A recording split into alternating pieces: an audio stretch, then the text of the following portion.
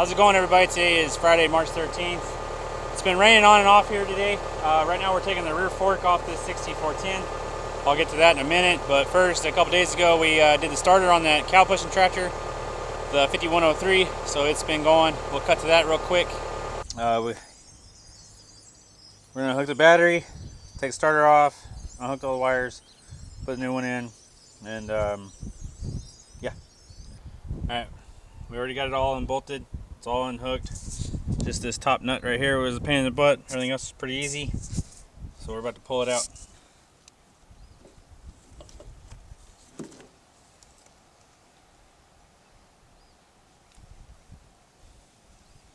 This is a Wilson starter. We've done a couple of them. Can't remember the last tractor that needed a starter that we put a Wilson on. I can't remember, but anyway, this at the auto parts here in town was $224, and then John Deere wanted like $620 or something like that. So went with this one. Had to wait a few days, which would have had to wait a few days also with John Deere. So it makes sense to go with this one.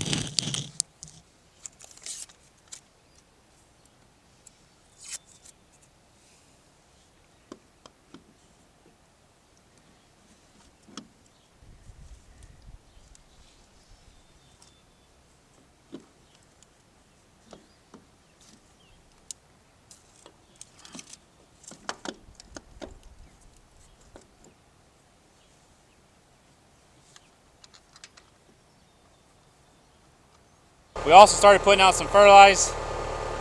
Just got enough to do about 50 or 80 more acres to do, and then but we got all the stuff that we planted for silage has been done the last couple of days. We'll cut to that real quick. Missed the end of the starter, but it's done and it's already out there, and then parked where we normally park it. About to go put out fertilize now. I was able to do about 40 acres yesterday. The 40-acre field down the road, and we're going to go over here and do the 60-acre field now, and then just keep going from there. So doing the hay fields for silage. Good Maton rye on a few of them, and triticale on the rest of them. So that's what we're fertilizing. We just fertilized about 80 or 90 acres. We're going to call it a night, and we'll get back at it tomorrow. We got probably see, there's the 120, at least another 100 acres we could do. So we'll try to wrap it up tomorrow, and rain chances there for the next 10 days in the weather forecast, so hopefully we can get it done before any showers pop up. But the triticale at the hayfield across town looks pretty freaking good, and then actually the other 40 acres and 60 acres, they look pretty good too, so we'll get after it tomorrow. Alright, so now we're taking this rear fork off, and then we will get to that reason here in just a second.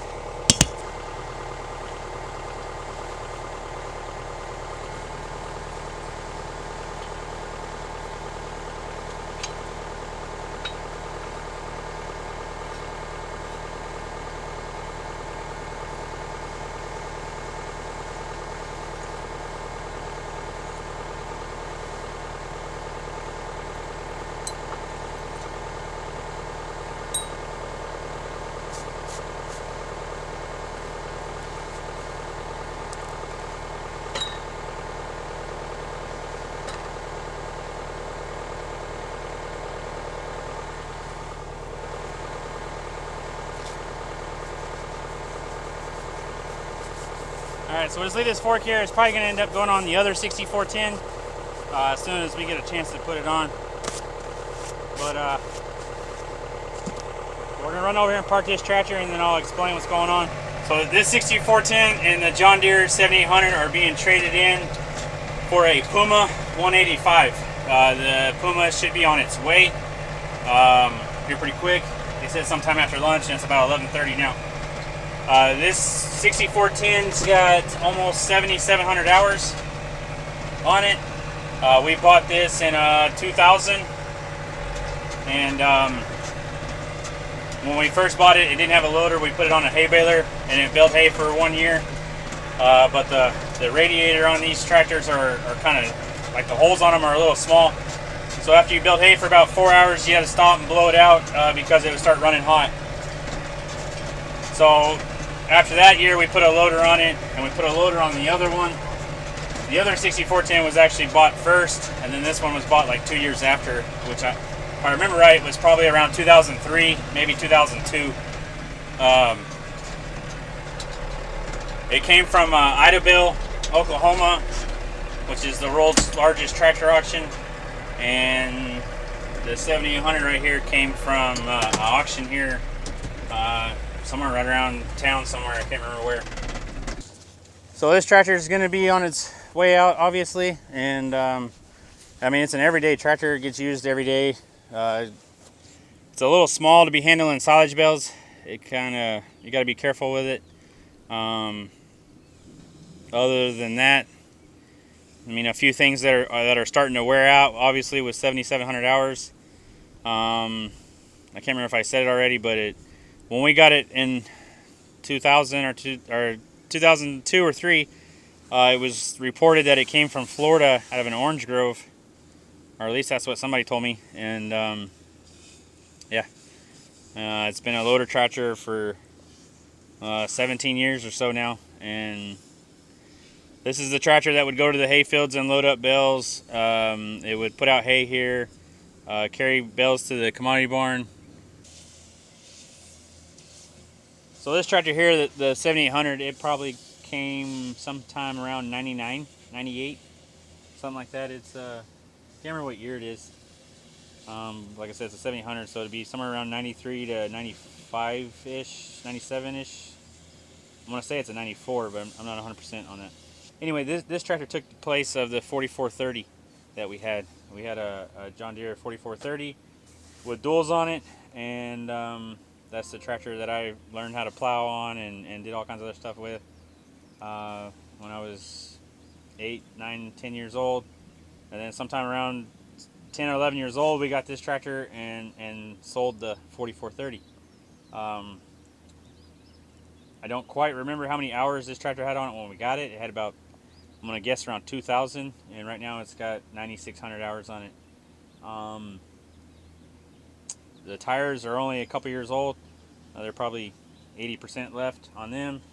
And really there's nothing wrong with it other than it's two-wheel drive, and it's got a power shift transmission, which I do not like at all. It's pain in the butt to drive on these, late 90 tractors. I don't know if there's the newer models, if they're any different, but these tractors here, I do not like them. They're good in the field when you're just downshifting and upshifting a gear or two. That's actually not too bad, but driving up and down the road or anything like that, they're just hard to drive. So like I said, this tractor showed up in the late 90s, and been around here since then, and its main job was hauling manure and plowing and things like that, which hauling manure is fine. The plowing's the problem. With our plow that we have, we can't put it all the way in the ground because we lose traction, and so the whole time you're constantly feathering the plow, and we just want to drop the plow and go and get it as deep as we can get it. So this Puma 185 that's coming. It's got a loader on it. We're gonna use it to pack silage, haul manure, plow, and whatever else. And then when we do baleage, it's gonna go to the hay field and load the bales in the field. So it's going to end up doing the job of these two tractors, which, it's a 185 horse tractor that's rated at a max horsepower at 230, which is going to be a little bit big just to take the job of that one, but it's going to be able to do the job of both of them. So it's going to work out for now. In a year or two from now, we may need to think something different on a tractor that can maybe take the job of that one and a different one or something. So that's that's in the future. But yeah. So like I said, both these tractors have been here for over 20 years, and they're headed down the road now. So we're gonna get to feeding. I still got one more load of feed to mix. And well, today's Saturday, and The tractor wasn't going to be able to make it yesterday, so it will be here Monday.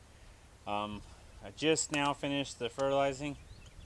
Everything's fertilized. The whole KBH is empty. Everything's done. It's going to be close to about 240 acres that we fertilized for silage, and I did a little bit extra for the heifers. Jeremy right now is gopher poisoning.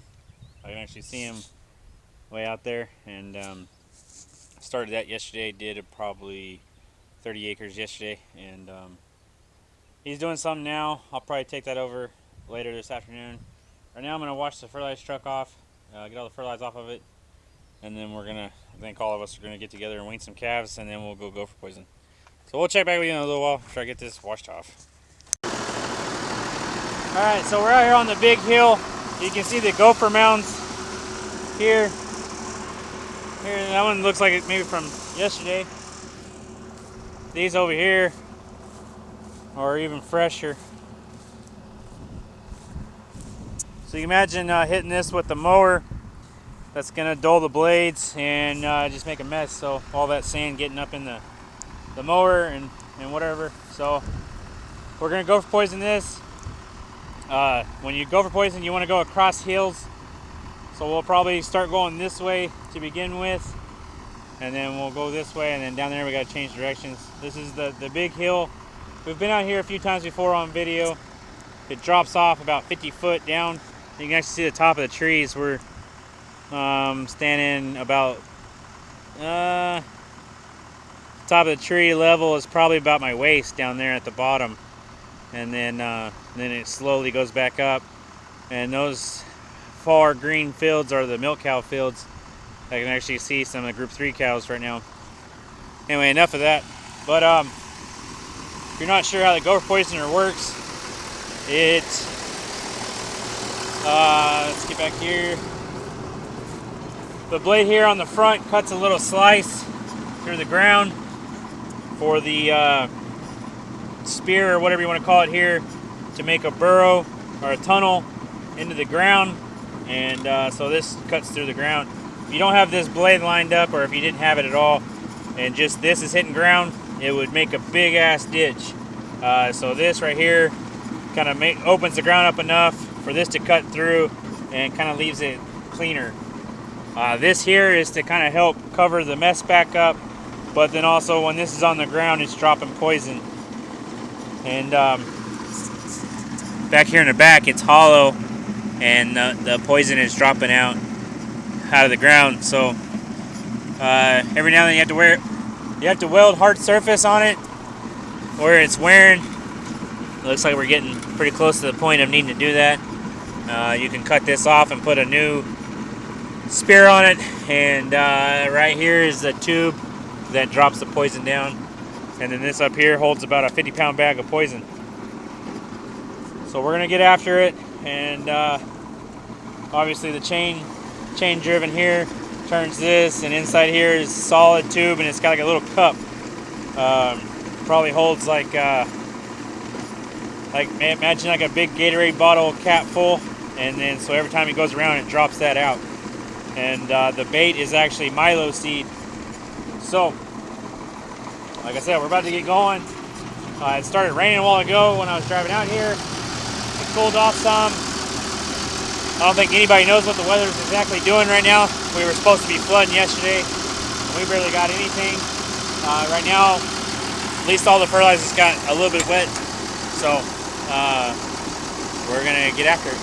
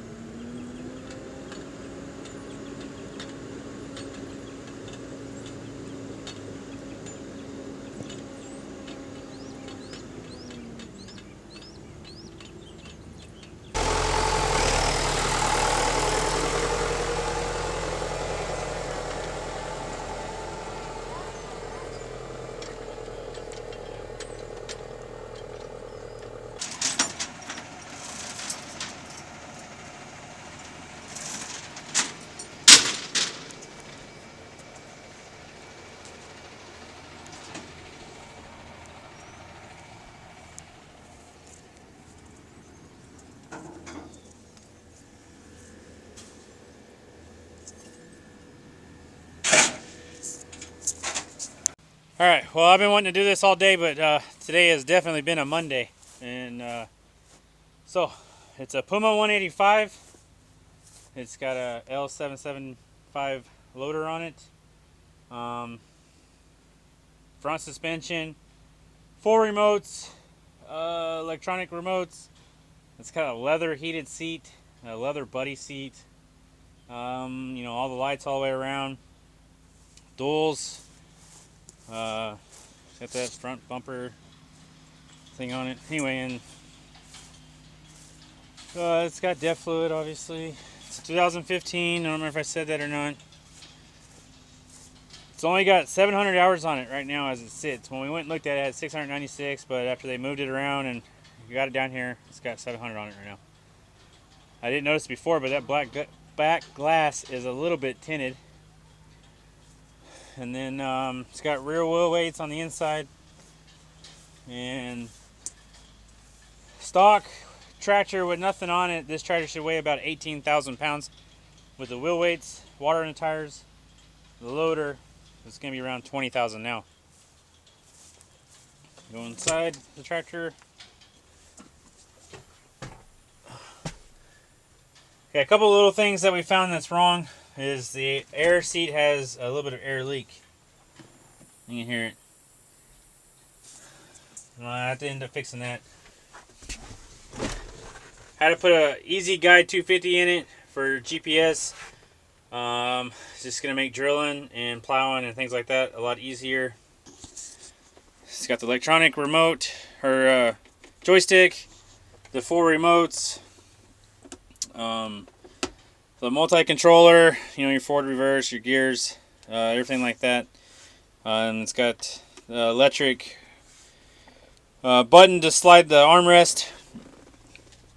You can put the, I forgot what they call it, there's something or other 700 monitor in here. It didn't come with it, but it came with all this, so we could put the Easy Guide here. They ran this wire, obviously. As soon as I get some time, we're going to fix that because I don't like that. And then it's also got this mounting bracket up here.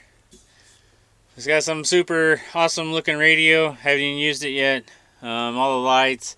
It's got defrost on the mirrors, electronic remote, adjustable mirrors. What else does it have? It's got a heated seat over here. Flip that button. You got heated seat. I'm not sure what that button does yet. Over here, I'll turn the key on. We have a little bit of a problem that we just found out with the loader. They're supposed to be coming to look at it in the morning. We'll figure out about that later. But see, it's got 700.8 hours on it. Anyway, this tractor is going to take the place of 2 tractors. And so we'll get some videos of working it pretty soon, hopefully. With that, we'll catch you on the next one. Thanks for watching. Don't forget to comment, rate, and subscribe. And thanks for watching again. We'll see you on the next one.